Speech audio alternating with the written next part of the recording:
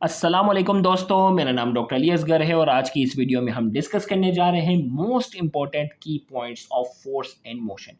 Force and motion से related आज की इस वीडियो में हम मोस्ट इंपॉर्टेंट की पॉइंट्स जो है वो डिस्कस करने जा रहे हैं, जिसमें अगर आप जिसकी अच्छे से रिटेंशन रख लेते हैं तो इंशाल्लाह फोर्स एंड मोशन से रिलेटेड तमाम एमसीक्यू जो है वो इसी लेक्चर से जो है वो बआसानी कवर हो जाएंगे। अगर आप चाहते हैं कि complete course physics chemistry biology तीनों के कंप्लीट की पॉइंट्स आपको मिलें तो मैं आपको रिकमेंड करूंगा कि आप की पॉइंट सीरीज का हिस्सा जो है वो लाजमी बने।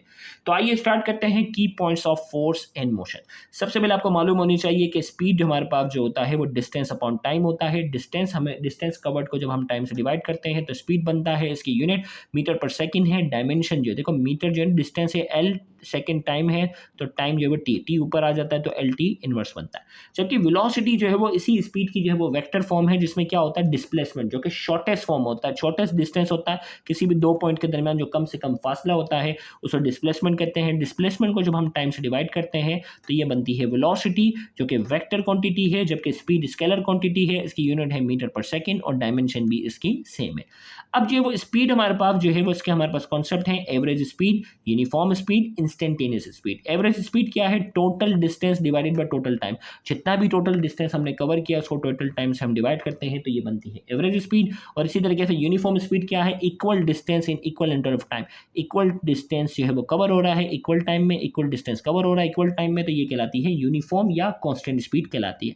इंस्टेंटेनियस स्पीड क्या है? कि किसी भी एक छोटे टाइम की जो स्पीड होती है, एक पर्टिकुलर इंस्टेंट, एक छोटे से टाइम की जो स्पीड होती है उसे इंस्टेंटेनियस स्पीड कहते हैं। और इसका फॉर्मूला जो है ये वही है, डिस्टेंस अपॉन टाइम है, बट इसके आगे लिमिट लगी हुई होती है। लिमिट शो करती है ये क्या है? इंस्टेंटेनियस स्पीड है। अब जो है वो हम बात करेंगे डिस्प्लेसमेंट टाइम ग्राफ। अब ये ग्राफ वाले जो पार्ट हैं वो इस चैप्टर के बड़े फेवरेट पार्ट होते हैं एमसीक्यू के तौर पर।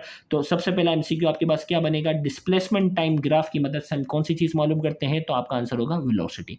अब दूसरा अंदाज क्या होगा? इन तीनों में से कोई भी ग्राफ बना हुआ आएगा। ये ग्राफ शो कर रहा है डिस्प्लेसमेंट और टाइम का ग्राफ है। ये जीरो वेलोसिटी को शो कर रहा है, क्योंकि इसमें डिस्प्लेसमेंट का ग्राफ ना ऊपर जा रहा है ना नीचे जा रहा है, बिल्कुल फ्लैट है। तो इसका मतलब वो बॉडी रेस्ट में है या जीरो वेलोसिटी है। और अगर यही ग्राफ जो है वो क्या हो रहा है, बिल्कुल स्ट्रेट लाइन होता है, तो इसका मतलब क्या है? ये यूनिफॉर्म वेलोसिटी यानी कांस्टेंट वेलोसिटी को शो कर रहा है, क्योंकि equal displacement equal interval of time, equal displacement equal interval of time, जितना डिस्प्लेसमेंट की लाइन ऊपर जा रही है उतना टाइम की जा रही है। तो इसका मतलब ये यूनिफॉर्म वेलोसिटी की डेफिनेशन पे पूरा उतरता है। और अगर यही ग्राफ अगर कर्व होता है, ये शो करता है वेरिएबल वेलोसिटी को रिप्रेजेंट करता है।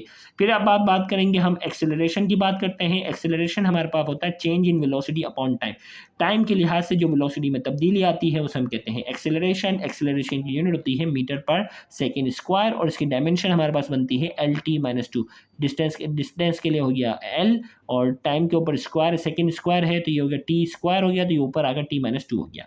अब एक्सेलरेशन हमारे पास जो है वो पॉजिटिव एक्सेलरेशन है, नेगेटिव एक्सेलरेशन है, यूनिफॉर्म और नॉन यूनिफॉर्म एक्सेलरेशन है। तो वन बाय वन हम डिस्कस करते हैं। सबसे पहले पॉजिटिव और नेगेटिव। जब किसी बॉडी की वेलोसिटी इंक्रीज हो रही है, when the velocity of the body increases it's acceleration is positive. जब किसी भी बॉडी की रफ्तार में अगर इजाफा हो रहा होता है वो पॉजिटिव एक्सेलरेशन है। और जब किसी भी बॉडी की वेलोसिटी डिक्रीजेस विद टाइम, जब टाइम के लिहाज से किसी भी बॉडी की वेलोसिटी अगर कम हो रही होती है तो उस वक्त एक्सेलरेशन की वैल्यू माइनस में आती है, जिसे नेगेटिव एक्सेलरेशन कहते हैं या हम उसे रिटार्डेशन कहते हैं। अब बात करते हैं यूनिफॉर्म और नॉन यूनिफॉर्म। यूनिफॉर्म का मतलब है कांस्टेंट एक्सेलरेशन। तो both magnitude and direction remain same. जब भी एक्सेलरेशन की मैग्नीट्यूड और डायरेक्शन जो है वो अगर कांस्टेंट रहती है तो वो एक्सेलरेशन यूनिफॉर्म कहलाती है, क्योंकि ये वेक्टर क्वांटिटी है, वैल्यू भी इसकी सेम होनी चाहिए, डायरेक्शन भी। तो यूनिफॉर्म है और इसके एग्जांपल है प्रोजेक्टाइल मोशन के अंदर एक्सेलरेशन जो होती है वो यूनिफॉर्म होती है। नॉन यूनिफॉर्म एक्सेलरेशन क्या? इफ मैग्नीट्यूड और बोथ, इफ मैग्नीट्यूड और डायरेक्शन, या तो मैग्नीट्यूड में तब्दीली आ जाए या डायरेक्शन में तब्दीली आ जाए या दोनों में तब्दीली आ जाए, तो ये कहलाती है non uniform acceleration. Instantaneous acceleration क्या है? जब किसी भी बॉडी के पर्टिकुलर टाइम पे, एक मखसूस टाइम पर जो उसकी एक्सेलरेशन होती है उसे हम कहते हैं instantaneous acceleration. Short time interval की बात हो रही है, फॉर्मूला यही होगा change in velocity upon time, लेकिन लिमिट शो कर रहा है कि ये इंस्टेंटेनियस एक्सेलरेशन है। अब यहाँ पर भी ग्राफ इसका बनता है, आपसे एमसीक्यू में पूछा जाएगा वेलोसिटी टाइम ग्राफ जो है वो किस चीज़ को मेजर करने के लिए इस्तेमाल होता है, तो आपका आंसर होगा एक्सेलरेशन। एक तो सवाल ये होता है और दूसरा होता है ग्राफ बना हुआ आ जाएगा। सबसे पहले वेलोसिटी टाइम ग्राफ की हम बात करते हैं। इसमें एक्सेलरेशन जो है वो जीरो है, क्योंकि ना वेलोसिटी में इजाफा हो रहा है ना वेलोसिटी में कमी हो हो रही है, इसका मतलब जीरो एक्सेलरेशन है, और जब भी एक्सेलरेशन जीरो होती है इसका मतलब वेलोसिटी क्या है, कांस्टेंट है। वेलोसिटी का ग्राफ बिल्कुल सीधा जा रहा है, तो ये ग्राफ बना हुआ आ जाएगा और पूछा जाएगा तो आप कहेंगे, एक्सेलरेशन पूछी जाए तो आप कहेंगे जीरो एक्सेलरेशन है, और अगर वेलोसिटी पूछी जाए तो आप कहेंगे यूनिफॉर्म वेलोसिटी है। अब यहाँ हम दूसरे ग्राफ की बात करते हैं। ये हमारे पास ग्राफ जो है वो क्या है, स्ट्रेट लाइन है हमारे पास, और स्ट्रेट लाइन जो है वो शो कर रहा है यूनिफॉर्म एक्सेलरेशन, क्योंकि इक्वल टाइम में इक्वल चेंज इन वेलोसिटी आ रही है, इक्वल टाइम में equal change in velocity, equal time में इक्वल चेंज इन वेलोसिटी आ रही है। और अगर यही ग्राफ अगर जो है वो कर्व होता है, यही ग्राफ अगर जो है वो कर्व होता है, तो ये एक्सेलरेशन जो है वो क्या होती है, वेरिएबल होती है। अब यहाँ मेन चीज़ यहाँ समझने वाली बात है कि ये ग्राफ इस तरह भी बना हुआ आ सकता है। इसमें अगर आपसे पूछा जाए कि ए से बी पर क्या हो रहा है, तो आप कहेंगे यूनिफॉर्म एक्सेलरेशन है, क्योंकि ये वाला ग्राफ बना है। बी से सी पर क्या हो रहा है, आप कहेंगे जीरो एक्सेलरेशन है, क्योंकि ये वाला ग्राफ बन रहा है। और सी से डी पे ग्राफ नीचे आ रहा है, इसका मतलब क्या है, नेगेटिव एक्सेलरेशन है, क्योंकि वेलोसिटी के अंदर क्या आ रही है, कमी आ रही है। तो ये सारे ग्राफ जो है वो आपको अंडरस्टैंड करना जो है वो बहुत बहुत ज़रूरी है। फिर जो है इस चैप्टर के अंदर जो मेन सबसे पहली चीज़ है वो इक्वेशन ऑफ मोशन की न्यूमेरिकल्स की आपने प्रैक्टिस करनी है। First equation of motion, second equation of motion, third equation of motion है, ये अच्छे से याद रखना है। और यही मोशन, ये नॉर्मल मोशन क्यों रहेगा, यही मोशन अगर अंडर द ग्रेविटी है, ग्रेविटी के अंदर अगर ये मोशन हो रही है, तो फिर ए जहाँ लिखा हुआ है वहाँ जी आ जाएगा, और ये जी करके ये फॉर्मूला हमारे पास होगा। और ग्रेविटी के अंदर जब भी कोई चीज़ जो है वो नीचे से ऊपर जा रही होती है, हम इसमें जी की वैल्यू माइनस में लेते हैं, और जब भी कोई बॉडी ऊपर से नीचे आ रही होती है, हम जी की वैल्यू जो है वो प्लस में लेते हैं। तो इनके लेक्चर आप अगर सर्च कर लोगे ना, numericals of equation of motion, और आगे लिख दो सिन बोर्ड टीचिंग, तो इसके न्यूमेरिकल के जो प्रैक्टिस वाले हैं वो आपके सामने लेक्चर आ जाएंगे, वहां से आप इसकी डिटेल प्रैक्टिस कर लीजिएगा। अब बात करते हैं इस चैप्टर में सबसे मेन चीज़ आ जाती है प्रोजेक्टाइल मोशन। प्रोजेक्टाइल मोशन की हम बात करते हैं जब भी कोई बॉडी दो वेलोसिटी के साथ मूव कर रही हो, जिसमें उसकी हॉरिजॉन्टल वेलोसिटी कांस्टेंट हो और वर्टिकल वेलोसिटी वेरिएबल हो, under the action of gravity, gravity के अंदर उस मोशन को हम कहते हैं प्रोजेक्टाइल मोशन। एग्जांपल है थ्रोइंग ऑफ अ बॉल, जब किसी बॉल को हम फेंकते हैं, फेंकने के बाद अब ये बॉल जो है वो ग्रेविटी के आसरे पर चलती है और ये एक पर्टिकुलर डायरेक्शन में आती है। अब ये डायग्राम अगर आप समझेंगे तो आपको बहुत सारी चीज़ें जो है अच्छे से समझ में आ जाएंगी। तो देखिए फॉर एग्जाम्पल एक बॉल को थ्रो किया जाए, बॉल थ्रो किया, ये बॉल ऐसे के ऊपर से नीचे आ गई, ये पहले डी बन गया।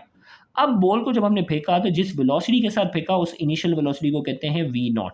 इनिशियल वेलोसिटी इसको इस वेक्टर से शो किया है, वी नॉट है, और ये फाइनल वेलोसिटी जो है वो क्या होगी, वी होगी। इनिशियल के लिए वी नॉट है और फाइनल के लिए होगी वी। अब ये वी नॉट जो है वो क्या कर रहा है, एंगल बना रहा है, क्योंकि ये बॉल आगे की तरफ भी जा रही है। अगर बॉल को फेंका है, बॉल आगे की तरफ भी जा रही है और ऊपर की तरफ भी जा रही है, यानी आगे भी जा रही है, ऊपर भी जा रही है। तो इनके दरमियान क्या बन रहा है, एंगल बन रहा है। एंगल बन रहा है और वेक्टर है तो उसको 200 में डिवाइड कर देते हैं। ये है वी नॉट एक्स और ये इसका है y component. V naught x क्या है, जो कि ग्रेविटी का अगेंस्ट नहीं जा रहा, जो ग्रेविटी का अगेंस्ट नहीं जाएगा ये क्या रहेगा, कांस्टेंट रहेगा। वी नॉट एक्स जो है वो कांस्टेंट रहेगा, जो वी नॉट एक्स है वो वी नॉट वी वाई है। वी एक्स और v x final velocity, v naught x initial velocity, दोनों क्या रहेंगे, सेम, क्योंकि ये ग्रेविटी के अगेंस्ट नहीं जा रहे। अब वी वाई क्योंकि ग्रेविटी के अगेंस्ट जा रहा है तो इसकी रफ्तार में कमी आएगी और मैक्सिमम हाइट पर जाकर ये क्या हो जाएगा, जीरो हो जाएगा। मैक्सिमम ऊंचाई पर जाकर ये जीरो हो जाएगा और मैक्सिमम हाइट के बाद इसकी वैल्यू क्या रहेगी, माइनस में रहेगी। अब जो बॉल जो है वो जहाँ से शुरू हुआ उसी लेवल पर दोबारा आ गया, तो ये कहलाता है रेंज। क्या है, रेंज। और मैक्सिमम हाइट पर जहाँ पहुंचा था यहाँ से लेकर यहाँ तक का फासला क्या हो गया, एच। इसके दरमियान में आप कोई भी अगर पॉइंट ले लेते हो उसको कैपिटल वाई से शो करते हैं, और यहाँ से जहाँ से छोड़ा गया वहीं पर दोबारा आया तो ये आर है। इससे पहले कोई भी अगर आप पॉइंट ले लोगे तो वो क्या कहलाएगा, एक्स कहलाएगा। अब ये ग्राफ डायग्राम को समझने के बाद अब हम बात करते हैं हॉरिजॉन्टल वेलोसिटी का फॉर्मूला। हॉरिजॉन्टल वेलोसिटी कांस्टेंट रहती है, इसका मतलब वी नॉट एक्स बराबर वी एक्स के। वर्टिकल वेलोसिटी हमारे पास जो है वो वी नॉट वाई है, और फाइनल जो वेलोसिटी वी वाई जो है वो क्या होगा, फर्स्ट इक्वेशन ऑफ मोशन के मुताबिक v naught y minus g t. Projectile में हमने जी, क्योंकि नीचे से ऊपर हम फेंकने की बात कर रहे हैं नॉर्मली, तो जी की वैल्यू हम हमेशा क्या करते हैं, प्रोजेक्टाइल में माइनस लेते हैं। हॉरिजॉन्टल डिस्टेंस की बात करेंगे, क्योंकि हॉरिजॉन्टल वेलोसिटी कांस्टेंट है इसीलिए यहाँ s equal to v t वाला फॉर्मूला लगेगा, एक्स बराबर है वी नॉट एक्स टी।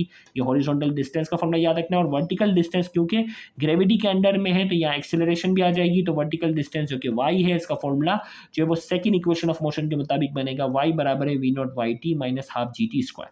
फिर हमारे पास जो है वो दो चीज़ आ जाती हैं, time required to reach the maximum height. यहाँ से लेकर यहाँ तक का जो टाइम है ये कहलाता है time required to reach the maximum height. इसकी डेरिवेशन जब हम करते हैं तो उसका फॉर्मूला आता है टी बराबर है we naught sine theta upon g. लेकिन हमारे पास जब जिस लेवल पर फेंका गया उसी लेवल पर दोबारा आता है तो वो कहलाता है टोटल टाइम। तो टोटल टाइम क्या होता है, time required to reach the maximum height का क्या होता है, डबल होता है।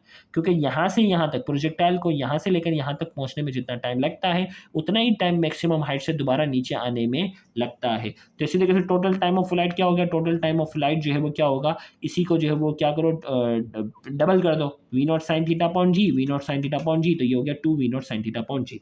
फिर इसी तरीके से जब हम डेरिवेशन करते हैं मैक्सिमम हाइट का फॉर्मूला हमारे पास होता है एच बराबर होता है we naught square sine square theta upon 2g, ये मैक्सिमम हाइट का फॉर्मूला होता है। और हॉरिजॉन्टल रेंज का हमारे पास फॉर्मूला जो यहाँ से लेकर यहाँ तक का जो ये आर है, हॉरिजॉन्टल रेंज का फॉर्मूला है आर बराबर है we naught square sine 2 theta upon g.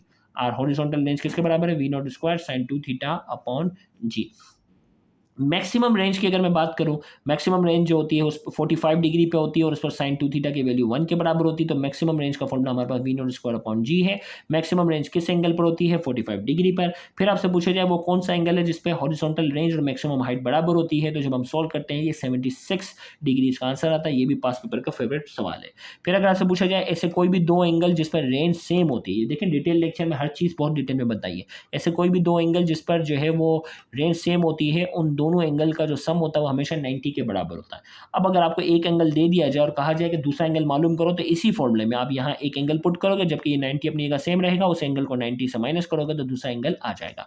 फिर अगर आपसे पूछा जाए कि जिस रास्ते से प्रोजेक्टाइल बॉडी गुजरती है उस रास्ते को क्या कहते हैं, तो आपका आंसर होगा उसे कहते हैं ट्रेजेक्ट्री। और ट्रेजेक्ट्री की शेप कौन सी होती है, तो ट्रेजेक्ट्री की जो शेप है, ये जो नजर आ रहा है ना डी शेप जो बना हुआ है, इस ट्रेजेक्ट्री की शेप को हम कहते हैं पैराबोला शेप है। ये क्या है, पैराबोला शेप। तो ये हमारे पास फोर्स एंड मोशन से रिलेटेड जो है ये पहला पार्ट था जिसमें हमने मोस्ट इंपॉर्टेंट एमसीक्यूज को डिस्कस किया है। तो अगर आप चाहते हैं कि कंप्लीट कोर्स के इस तरह के तमाम एमसीक्यूज की पॉइंट्स जो है इस तमाम रिमाइंडर आपको शॉर्ट समरी में आपको रिमाइंडर कराया जाए, तो आप की पॉइंट सीरीज का हिस्सा लाजमी बने। Thank you very much. Allah हाफ़िज़।